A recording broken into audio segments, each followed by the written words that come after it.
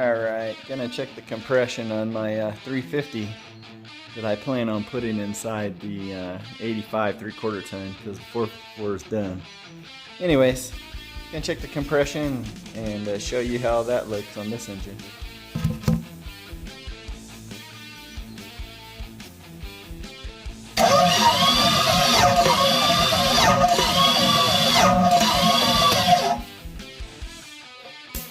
Not too bad. I know the gauge moved, so let me hold it this time.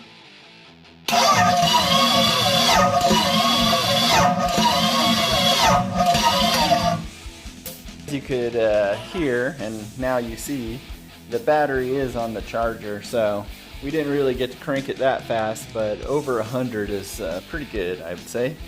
And it really hit around 150 when the engine's warmed up. Should be anyways.